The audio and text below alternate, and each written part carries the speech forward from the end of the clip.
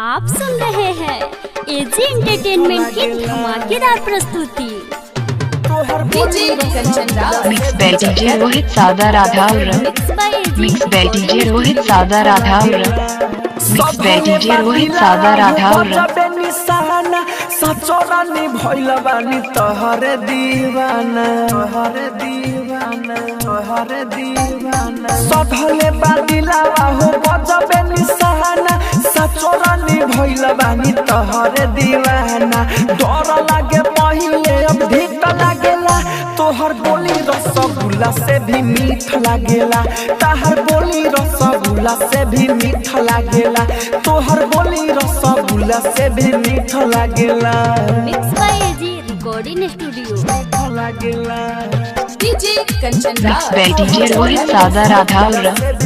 Mix by DJ Rohit सादा राधा और मिक्स बाय डीजे रोहित सादा राधा उड़ो तारू दिल पर तारू दिल पर तारू दिल पर जब जब सोची हमार चढ़ जालू फील पर जालू फील पर जालू फील पर प्यारा वाला पंछी बनी उड़ो तारू दिल पर जब जब सोची हमार चढ़ जालू फील पर देखनी हो जब तोके जीत लागेला तोहर बोली रसगुल्ला से भी मीठ लागेला तोहर बोली रसगुल्ला से भी मीठ लागेला तोहर बोली रसगुल्ला से भी मीठ लागेला। आप सुन रहे हैं एजी एंटरटेनमेंट की धमाकेदार प्रस्तुति।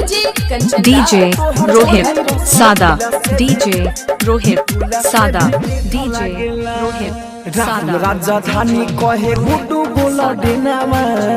बोलो डेनामा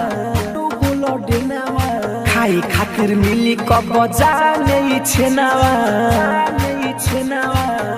नहीं छेनावा राहुल राजधानी कहे गुड्डू बोलो डेनावा खाई खातिर मिली कब जाने छेनावा देखी जब दोसर तो चिट लागेला तोहर बोली रसगुल्ला से भी मीठ लागेला तोहर बोली रसगुल्ला से भी मीठ लागेला तोहर बोली रसगुल्ला से भी मीठ लागेला।